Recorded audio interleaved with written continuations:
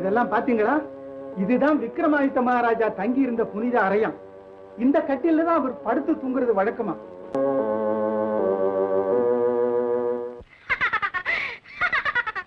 பல ஆண்டுகளுக்கு பின் சிரிக்கிறாயே, காரணம் என்ன? இங்கே படுத்திருக்கிறானே, இவன் ஒரு மன்னாதி மன்னனின் மைந்தன்.